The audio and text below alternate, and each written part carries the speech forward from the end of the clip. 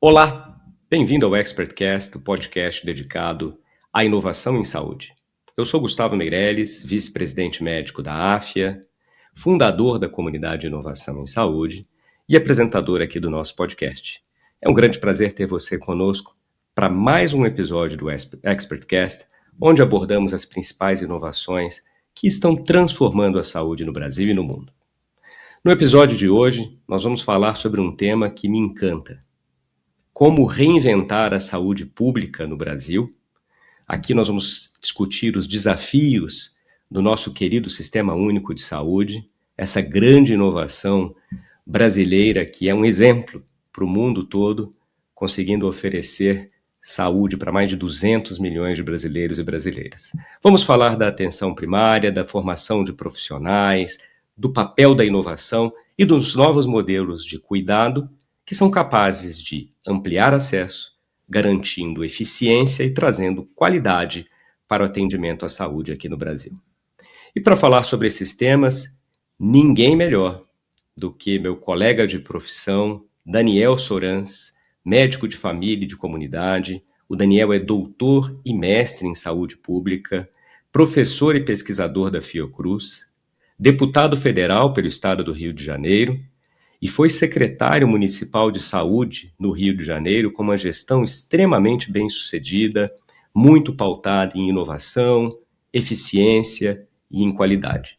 Daniel tem essa trajetória marcada pela defesa da atenção primária, expansão das clínicas de família, gestão em saúde pública e pela atuação na construção de políticas públicas que fortalecem o SUS.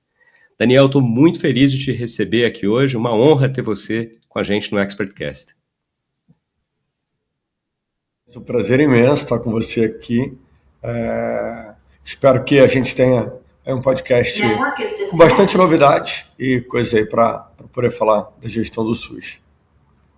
Bem, a gente vai começar falando aqui do tema, que é a reinvenção da saúde pública no Brasil. Então, quando a gente fala de reinvenção da saúde pública, eu queria ouvir de você, Daniel, qual que é o principal diagnóstico que você faz hoje sobre o nosso Sistema Único de Saúde. O que precisa ser preservado, o que deve ser corrigido e o que necessitaria ser completamente repensado agora em 2026, à luz de tantas inovações que já estão transformando a saúde. Gustavo, a gente tem um sistema que é um orgulho, né? Na Constituição Federal é um marco para a democracia brasileira, é um marco do ponto de vista de estado de bem-estar. Mas ele ainda é um sistema muito subfinanciado.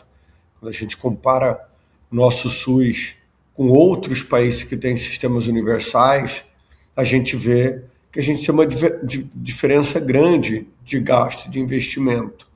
A gente gasta 3,9% do que a gente paga em imposto só com saúde, e países desenvolvidos gastam de 11% a 15%, numa média de 11 entre os países que têm sistemas de saúde universais. Então a gente tem um sistema que dá muito orgulho, tem muitos avanços, executa muito procedimento, reduziu a mortalidade infantil, reduziu a mortalidade materna, contribuiu para que o brasileiro pudesse ter uma expectativa de vida melhor, mas ainda é um sistema subfinanciado e é um sistema que tem uma abrangência muito menor do que ele deveria ter para atender toda a população brasileira. Então, como eu costumo falar, Gustavo, ele é um sistema em construção, que a gente tem que usar o que a gente já fez de bom nesse sistema, mas sempre ter em mente que ele é um sistema que precisa expandir, que precisa crescer, que precisa ganhar participação no orçamento, para que a gente possa atender toda a nossa população como ela merece. Um sistema que, de fato, a gente acredita que é possível fazer, porque outros países do mundo já fizeram, né? Excelente. Acho que tem muitas coisas funcionando bem, tem algumas coisas para a gente aperfeiçoar. Eu lembro bastante da sua trajetória, muito ligada à medicina de família e comunidade, e parece óbvio hoje, né? A gente olha aqui 2026 e fala, puxa, a gente precisa ir mais na prevenção, precisamos trabalhar mais com atenção primária, em vez de deixar com que esses pacientes nos procurem na atenção secundária ou terciária. por que a atenção primária deve ser esse eixo que organiza o sistema de saúde? E aí, pegando também tudo que você fez, né, no Rio de Janeiro, eu queria que você trouxesse também algumas ideias e falasse quais são os maiores obstáculos para que esse modelo avance de forma consistente, não apenas no Rio, mas que seja expandido para todo o Brasil, e as oportunidades que a gente tem. Gustavo, as evidências científicas elas são bem claras na organização do sistema. Se a gente quiser ter um sistema de saúde parecido a países desenvolvidos, que seja mais eficiente, que de fato faça que as pessoas vivam mais e vivam melhor, a gente precisa investir na atenção primária. Olha, agora no inverno, o inverno chegando, os casos de gripe começam a aumentar e a doença que mais interna e que mais mata é a gripe nesse período do ano. Como é que a gente pode evitar que isso aconteça? Com vacinação, uma atenção primária forte, vacinando as pessoas para influenza, para bronquiolite. Como é que a gente reduziu internações ao longo da nossa história, conseguindo fazer pré-natais melhores, consultas de hipertensão, de diabetes, acompanhando as crianças no primeiro ano de vida. Então, qualquer sistema de saúde do mundo que queira ser forte, que queira ser eficiente, precisa investir em atenção primária. Isso eu acho que a gente vem fazendo bastante aqui. A AFA também coloca os alunos desde o início nas unidades de atenção primária, isso muda a formação, é importante pra caramba. Então, as evidências científicas são claras. Quer construir um bom sistema, precisa ter uma atenção primária forte. É ótimo. Parece tão óbvio para a gente aqui, né? Mas infelizmente muitos sistemas ainda são feitos nesse atendimento secundário, terciário. E no Rio de Janeiro você fez um processo muito importante que foi a expansão das clínicas de família. Até citei no comecinho aqui na nossa abertura, e dessa estratégia saúde de família, né? Eu queria que você contasse um pouco mais o que você fez nessa linha ao longo da sua gestão, os principais aprendizados que você teve também, e aí em seguida eu vou te perguntar o que a gente poderia fazer em escala nacional. Vou deixar primeiro você falar do que foi feito no município do Rio. Gustavo, o Rio foi sede das Olimpíadas, né? E antes das Olimpíadas, a gente tinha a Olimpíada anterior, era a Olimpíada de Londres. Então a gente precisava reformar o nosso sistema de saúde. Todas as cidades olímpicas tinham atenção primária forte. Você pega Barcelona, Montreal, Sydney, cidades que a gente sempre teve uma atenção primária forte e que nas Olimpíadas se fortaleceram. Em Londres era a grande inspiração para o Rio. Então a gente tinha um desafio de reformar o sistema de saúde da cidade. A Olimpíada ajudou muito a influenciar todo esse processo e a gente saiu de 3% de cobertura de saúde da família no Rio para 70%. Era uma meta do governo Eduardo Paes fazer 45% nos primeiros 4 anos e 70% em 8 anos. Então foi o que foi feito. Foram construídas 130 clínicas de família na época. Dessas 130, 8 foram clínicas de família escola, onde a gente era ligado a uma universidade. A gente montou um super programa de residência médica também, para formar os médicos que iriam ocupar esses postos de trabalho nas clínicas de família. Hoje a gente tem praticamente 100% dos nossos médicos que atuam nas clínicas com formação em medicina de família e comunidade. Então foi um super investimento nessa ampliação, que na verdade é uma ampliação que vai na lógica de todos os outros países desenvolvidos com o sistema universal, né? Londres foi uma grande inspiração, mas várias outras capitais do mundo que tiveram Jogos Olímpicos ajudaram a gente aqui nessa construção. E aí pensando, né, numa escala maior, porque já foi assim, sair de 3% para 70% é algo impensável. E até trazendo aqui um depoimento de usuário recente, né? Nem tinha te falado isso, vou falar aqui ao vivo. Semana passada me solicitaram um paciente que mora no Rio de Janeiro, com câncer de pulmão, né? Havia tomografia de tórax dele, e usamos todo o sistema de referência ali do município para conseguir encaminhá-lo para um sistema terciário, aqui no caso, o Instituto Nacional do Câncer, e em poucos dias ele já estava atendido e com consulta agendada no INCA, né? Então, eu vi o sistema funcionando muito bem ali, de novo, ele foi atendido primeiro lá numa unidade básica de saúde e depois está indo para o terciário. Como é que a gente consegue fazer, Daniel, isso numa escala nacional, né? Vou pensar, Daniel Sorans, ministro da Saúde, o que você faria para implementar isso Brasil afora? Gustavo, o Ministério tem uma capacidade de influenciar muito grande nos municípios. Infelizmente, tem muitos municípios brasileiros que não têm uma capacidade técnica de organizar o seu sistema, que têm gestores que ainda não têm informação adequada para esse tipo de gestão, influências políticas negativas nesse tipo de estruturação. Então, eu acho que o Ministério tem um papel fundamental nessa indução, né? A melhor indução da história do Ministério foi o PAB fixo e o PAB variável, aquele dinheiro que se pagava para as equipes de saúde da família poderem ser implantadas.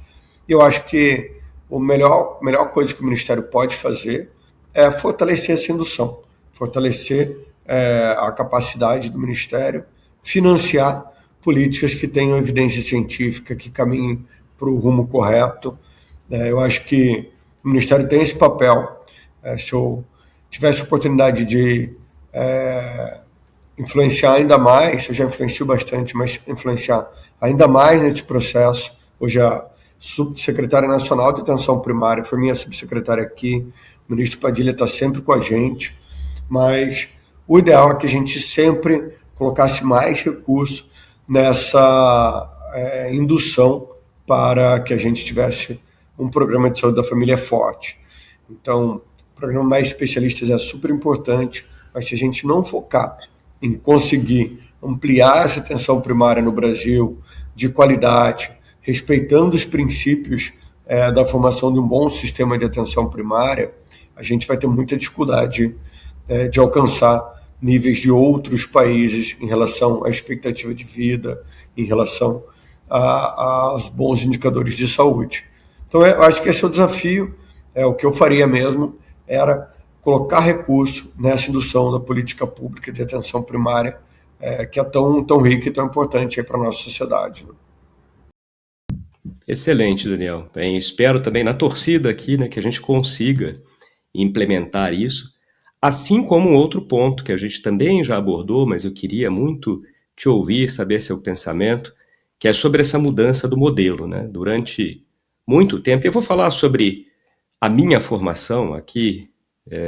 Eu me formei há quase 30 anos já em medicina e, pelo menos na época em que eu fiz a minha graduação, o modelo era muito centrado no tratamento da doença, né? Então, até o que eu citei aqui num outro ExpertCast, o médico, estudante de medicina, naquela época, aprendia muito a tratar as doenças. Então, eu tive na minha formação, não sei como foi na sua graduação também, imagino que talvez não tenha sido tão diferente, eu tinha subespecialidades. Então, por exemplo, tive 6 meses de cirurgia cardiovascular.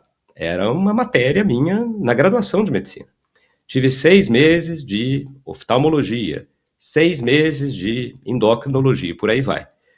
E eu vejo hoje, eu estou à frente da área médica da AFIA e participo também ali em conjunto com a vice-presidência de graduação do nosso ensino, e eu vejo os alunos muito com esse foco já numa saúde mais preventiva, como você mesmo citou aqui, atenção primária à saúde, esse aprendizado muito focado em discussões em grupo em torno dos casos e não da subespecialidade.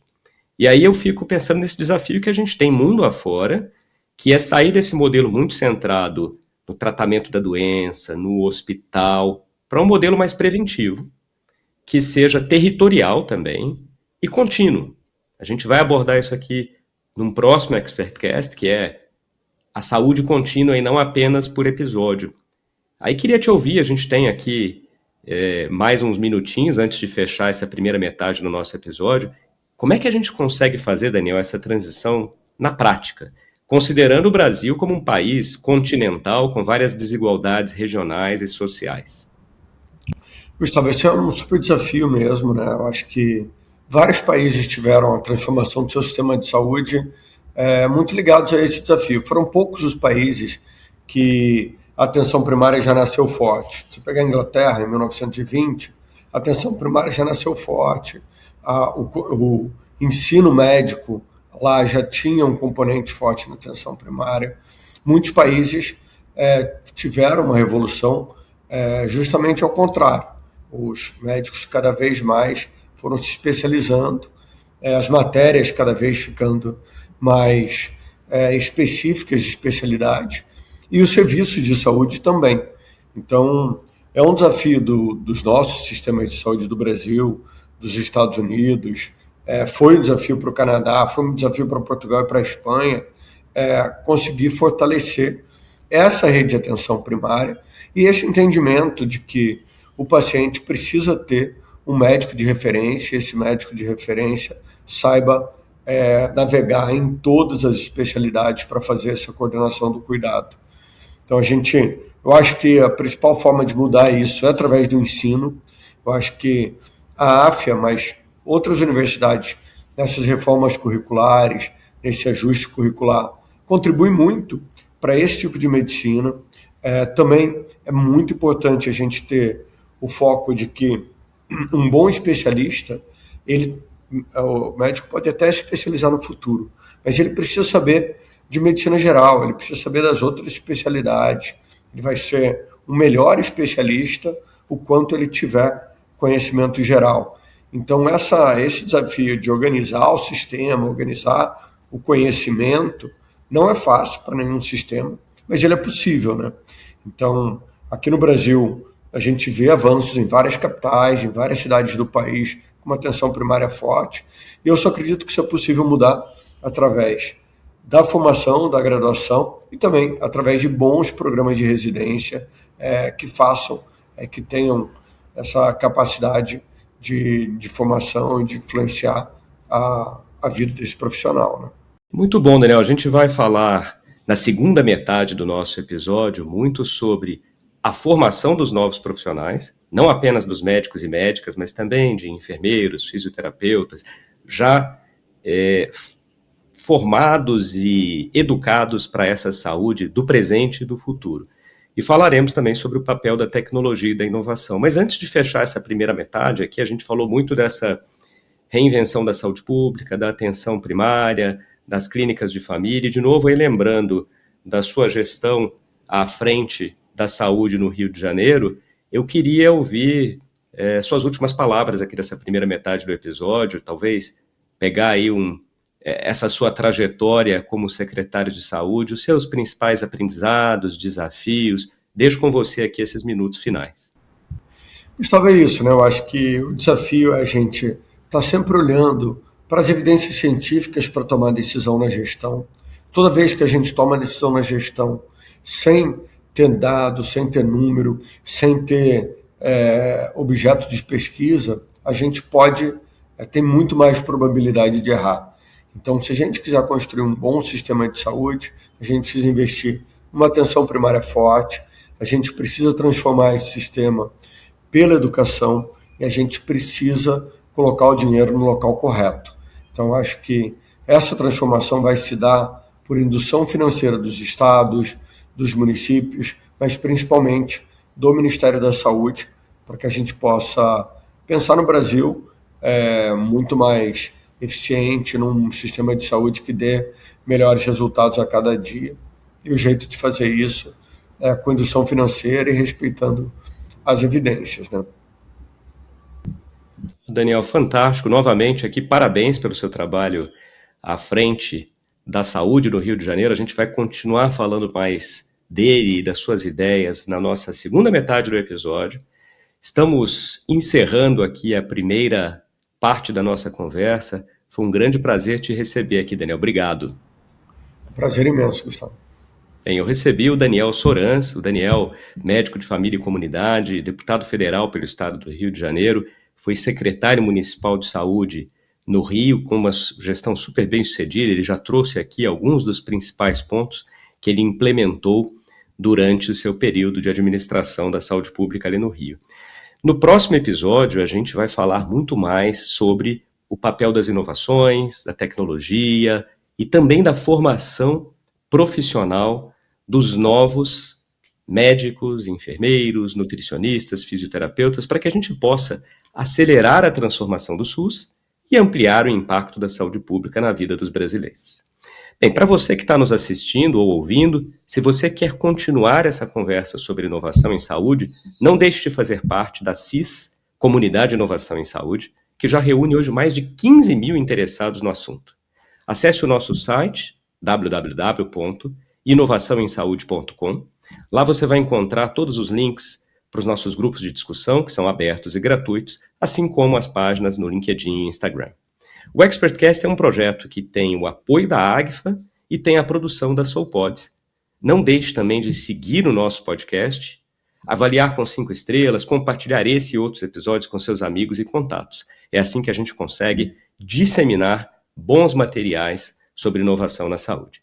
Faça também o seu cadastro pelo nosso site, www.expertcast.com.br, para receber a newsletter do ExpertCast, que sai uma vez por mês e tem um resumo dos principais conteúdos e atualizações sobre inovação na saúde. Muito obrigado pela companhia e até o próximo episódio.